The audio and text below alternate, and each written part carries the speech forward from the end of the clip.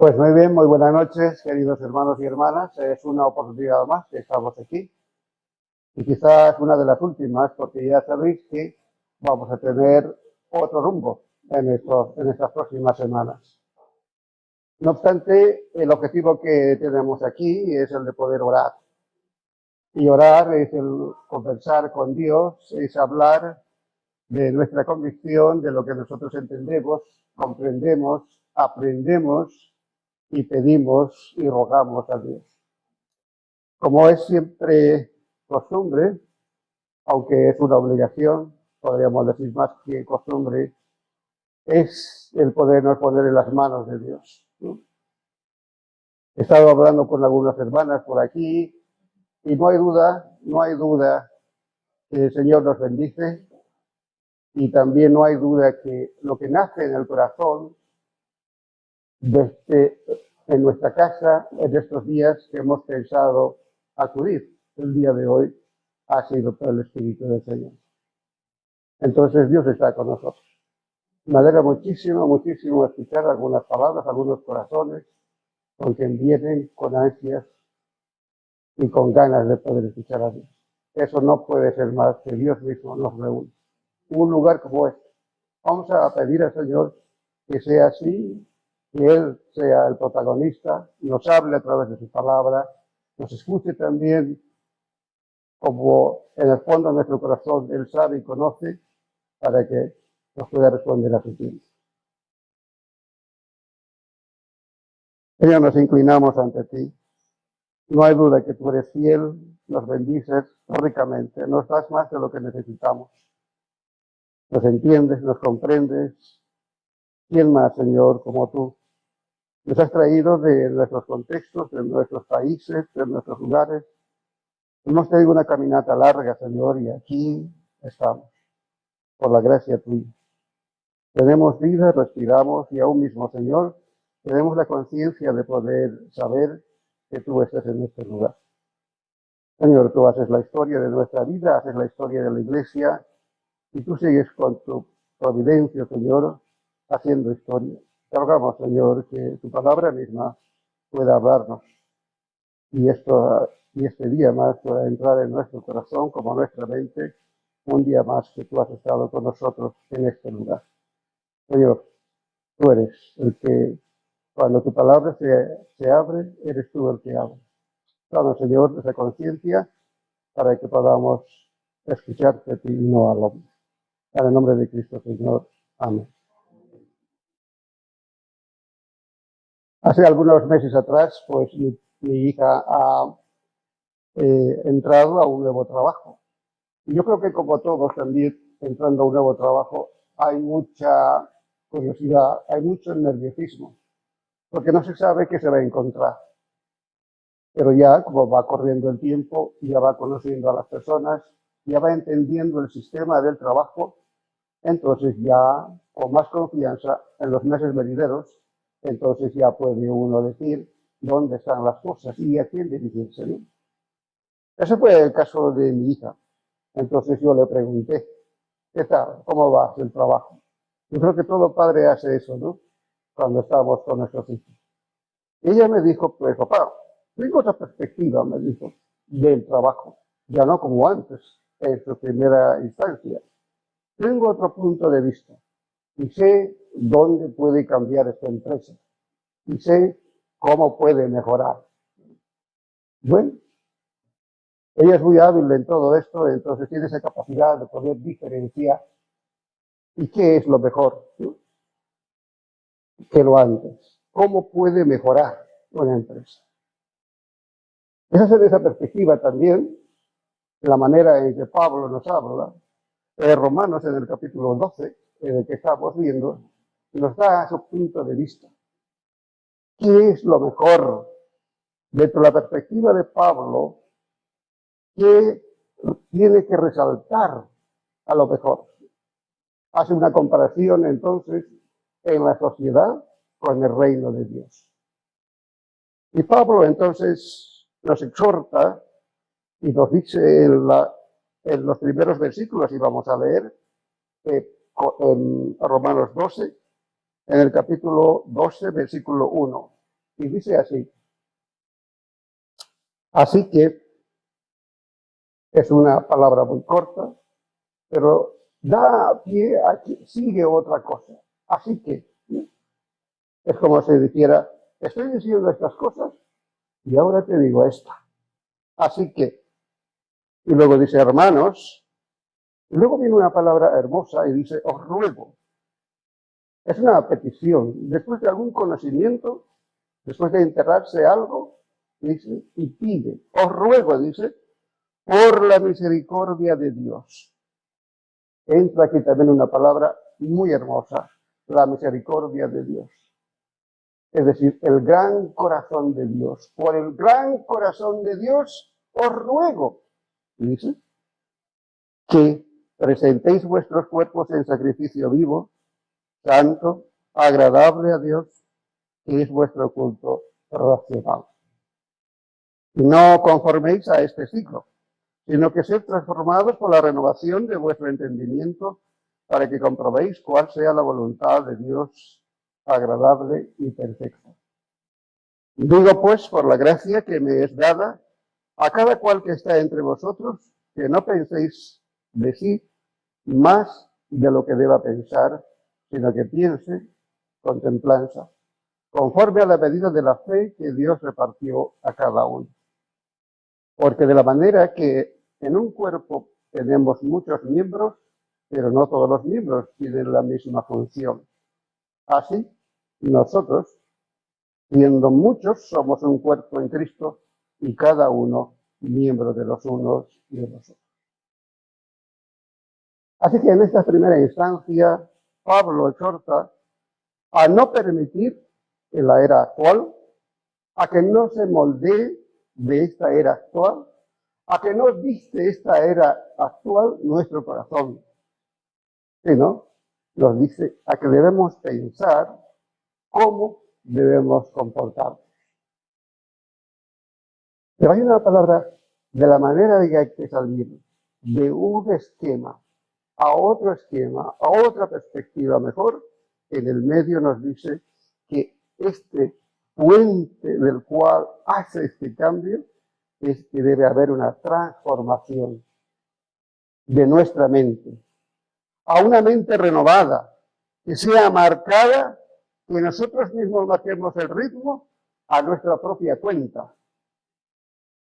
para ser la persona que Dios quiere en su voluntad. Entonces este cambio es una renovación de nuestra mente. Renovación. Esta es la base. No es la cultura en el contorno en que se vive, sino es, lo dice aquí, la base de la misericordia. ¿Y cuál es la base de la misericordia? Pues esa base de la misericordia es la que nos ha hecho posible, al parecernos, al Hijo unigénito. Es decir, nos ha rescatado de este mundo, o de este siglo, o de esta época mala, o de esta era. Eso es el que explica el versículo 2. Dice una de las expresiones claves, ¿no? Este siglo, dice ahí. Pablo también, en otra de sus cartas, en Gálatas, nos habla también en Gálatas 1:4. Y lo mismo dice también, este siglo. Pero añade otra cosa más. En Gálatas 1:4 dice, este siglo malo. Ya entonces está volviendo a hacer esa diferencia, como lo hace Romanos también en Gálatas. Esta era, este siglo malo. Es interesante que en el pensamiento judío, como era judío Pablo, también se consideraba en la historia que se dividen en dos periodos. En el primer periodo, la era presente. Se caracterizaba esa era presente por la rebelión contra Dios y en consecuencia pues la destrucción y la muerte. Y la otra perspectiva entre los dos periodos que entendían los judíos era la era venidera, en la que Dios daría una nueva vida al mundo, a la humanidad, que establecería allí en esta nueva era la justicia, la alegría, la paz. Y eso justamente nos hacen conocer los profetas en el Antiguo Testamento. Tanto Jeremías, tanto Isaías nos habla la justicia, la que va a venir. Aquella alegría con gran furor que esperaban, aquella paz, ¿no? En ese mismo sentido, Pablo también anuncia el Evangelio, ¿no? Esa era venidera.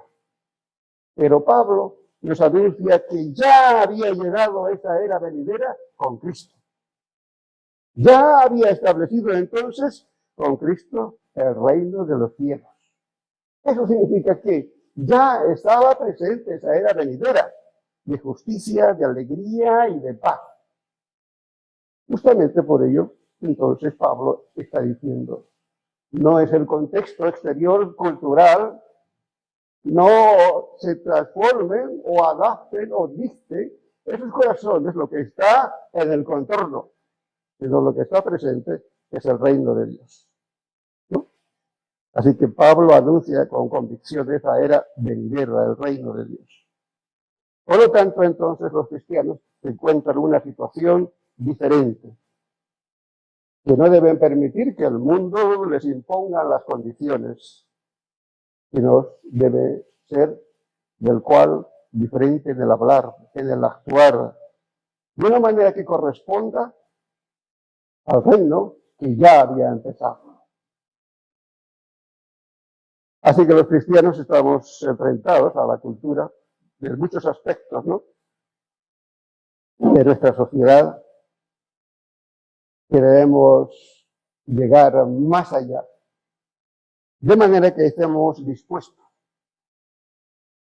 Pero ante esta sociedad y el nuevo nacimiento que uno tiene, Pablo nos invita a reflexionar en cada aspecto, ¿no?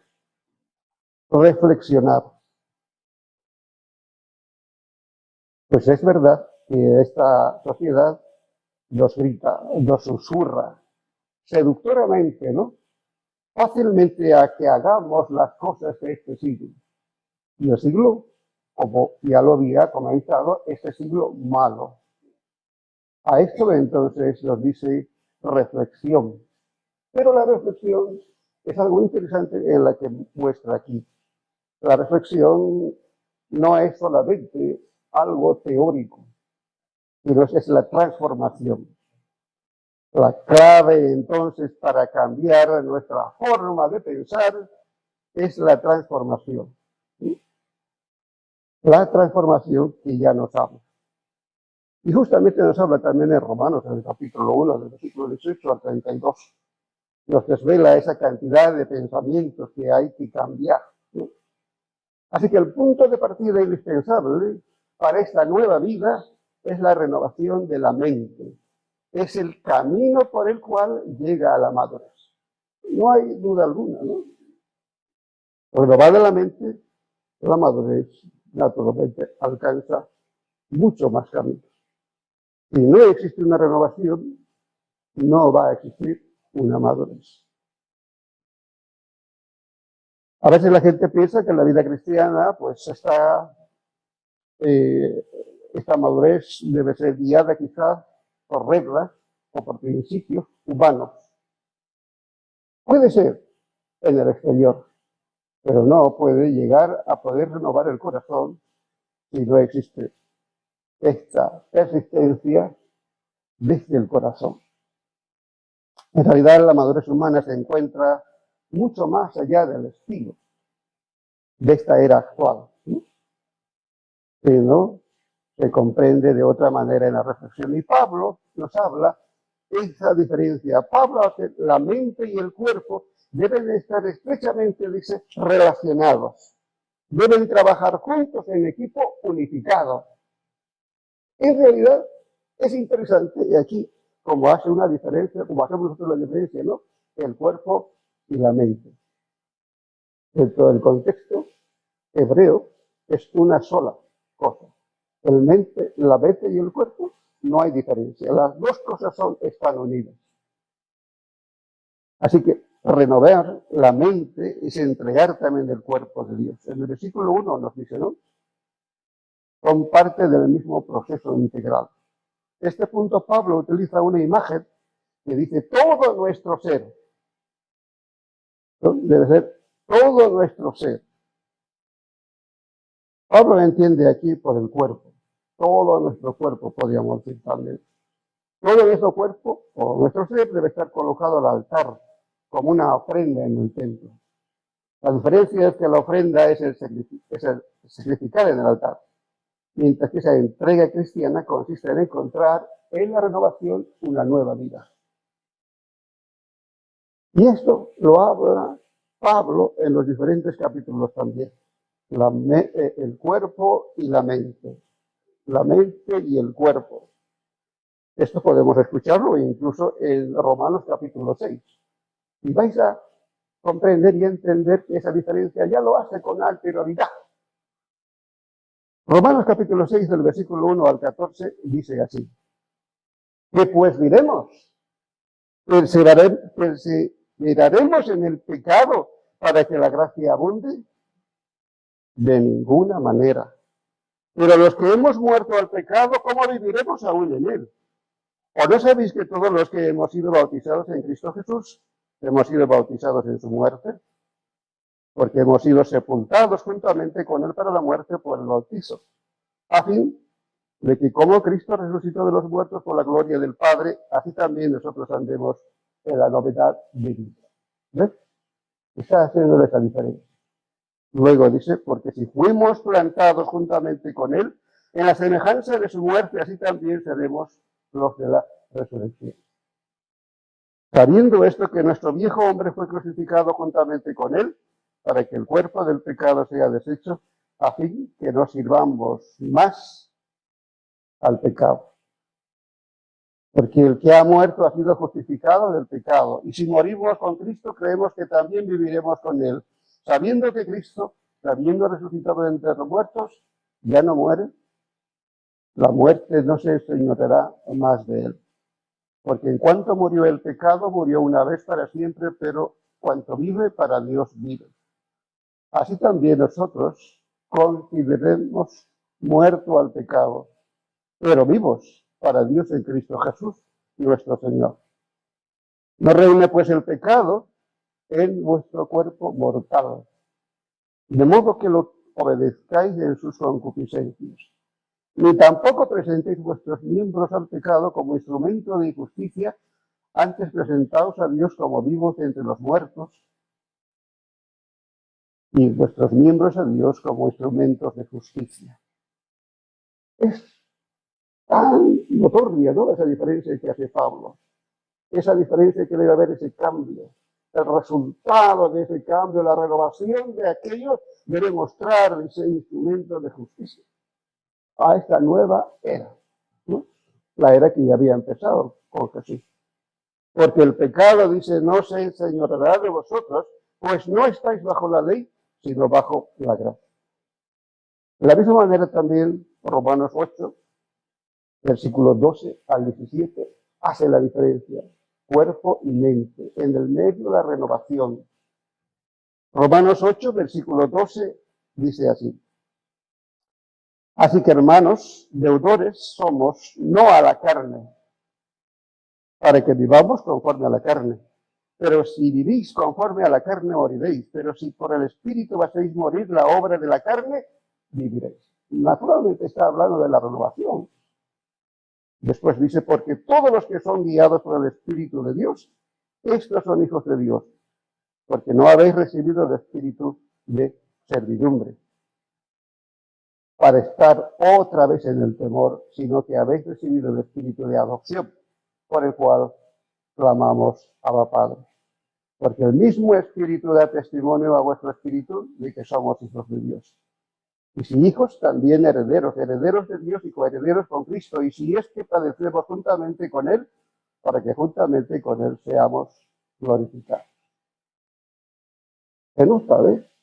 Que hace hincapié Pablo, el cambio, la renovación, esa diferencia entre la carne y el cuerpo. Pero estas dos van, al último, lo explica, deben de estar unidas. Entonces la vida cristiana no comienza con un conjunto de reglas, aunque las reglas nos dan una forma.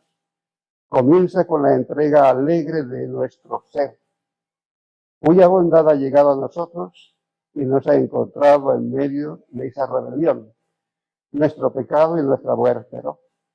Esta entrega, entonces, mente y cuerpo, incluye una renovación, una claridad, un lugar a seguir con ese tipo de pensamiento, no en la era actual. Entonces, una de las primeras cosas que los cristianos debemos comprender es que tiene efecto inmediato esa forma, esa vida entera, ¿no? Ese llamado, entonces, nos está dando a entender.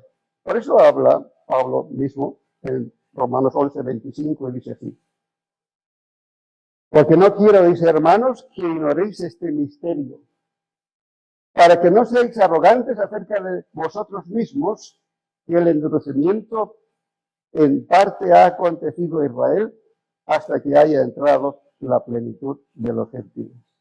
Qué interesante esta palabra, la plenitud de los gentiles.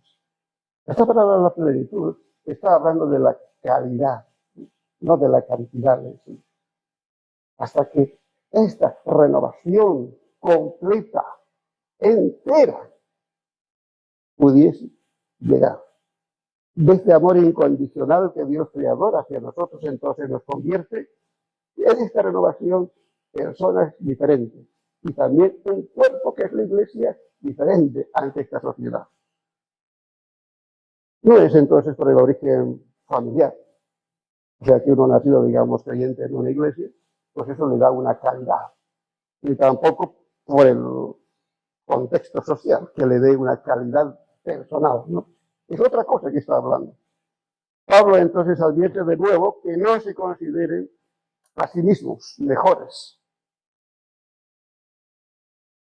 ni tampoco menosprecien a otras personas, ni los considérense a sí mismos como fuesen las otras personas. Entonces, nos habla de una manera individual que debemos crecer, que debemos madurar, debemos tener esa conciencia, que no debe haber una distancia entre la mente y el cuerpo, sino debe haber una renovación total, única, que debe ser coherente. Esto nos da entonces una calidad de personas ante la sociedad. Pero a la misma vez también nos da una calidad en el cuerpo, es decir, la iglesia, ¿no? Por eso nos habla en Corintios 2, nos habla de la imagen del cuerpo. Ya lo sabemos, ¿no? Hemos leído, ¿no? El cuerpo. Entonces, Cristo es el ser auténtico, el mismo que es el Dios sobre todas las cosas y el que está en nosotros. Y el que, como está en nosotros, también está en nosotros, somos parte de un cuerpo. En otras palabras, esta imagen del cuerpo con sus miembros no es una metáfora así elegida al azar, sino que está dando a acontecer una ilustración de una nueva vida en la iglesia, en un mundo diferente, ¿no? Vemos a que aquí se debe vivir.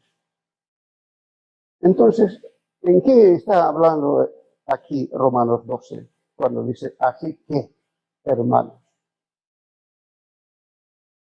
No está hablando tanto que hace una diferencia teológica los versículos anteriores y luego viene una práctica. En sí, también podemos ver que en el capítulo 6, en el capítulo 8 también hay ejemplos prácticos. No es que empezamos a partir del 12 una práctica total. Ya nos había hablado anteriormente. ¿Quién nos está dando a conocer en estos versículos 12? A partir del versículo 12. Y ahí está algo que nos ha dicho ya anteriormente. Está hablando de la unidad. La unidad. Es un llamamiento entonces más práctico que se plasma a través del llamamiento de la unidad de la iglesia. Por eso en los otros versículos también nos habla de esta manera. El capítulo 14, el capítulo 15 también se deriva. Y Pablo habla entonces de una unión entre judíos y gentiles a un nuevo pueblo. La unidad de otra manera también, no la de el contexto cultural, sino de que el Mesías resucitado de otra manera de pensar y de obrar, pero unidamente. Y la unidad, naturalmente, lo comenta aquí Pablo, que debe comenzar en uno mismo. Pensamiento y cuerpo, el ser total. Esta unidad va a dar un reflejo, ¿no? Por lógica, la unidad dentro de la iglesia. La iglesia, entonces, es esa lección, esa coordinación entre la mente y el cuerpo. Entonces es el mundo que rodea, que empuja, que da una preferencia ante esta sociedad. Entonces es un mundo diferente del cual vivimos aquí. Eso es la unidad, en la cual somos independientes, cada uno, pero de la cual debe haber una unidad también mente y cuerpo. Y esto resulta también, en consecuencia, unidad de la iglesia. Así, de esa manera más o menos, explica Pablo, para que podamos entender, aprender de esta manera que significa unidad con Dios y en consecuencia con los demás hermanos dentro de la iglesia. Unas palabras vívidas, prácticas, de una nueva comunión con Dios y entre nosotros también en Dios. Bien, pues eso es lo que dice, lo que ha expresado Pablo, lo que ha dispuesto el Señor para que vivamos. Y creo que también es la manera que vamos a tener este camino hasta que encontremos otro lugar, ¿no? Vívidamente, en otras palabras, nos está diciendo, madurad por el camino, que lo que entendéis, comprendéis, podéis vosotros mismos tener esa implicación de la renovación de vuestro cuerpo que va a dar una madurez. Lo mismo también en la unidad de la iglesia. Aunque quizás no sabemos el lugar que tengamos o estemos, pero la iglesia debe estar unida por esa manera, ¿no? Madura de la que nos muestra. Bien, pues vamos a orar y pedirle al Señor que así sea. Señor, gracias por tu palabra. Sin duda alguna, más allá de este entendimiento y comprensión, tú nos pides, Señor, una renovación mente y cuerpo, del cual, Señor, da en tu altar un sacrificio. Pero es un sacrificio, Señor, a la cual nos haces entender que es la madurez, de la cual nosotros cada uno somos responsables y a la vez somos, Señor, responsables en nuestra iglesia, para que nadie sea diferente, sino todos entendemos y hemos entrado por la fe, seamos uno. Llévanos, Señor, por el camino, en nuestras vidas, en nuestros trabajos, en nuestros quehaceres, con ese pensamiento. Y en las decisiones también, Señor, en la iglesia, con ese mismo pensamiento mío. Porque todos estamos bajo tu poder, en el nombre de Cristo, Señor. Amén.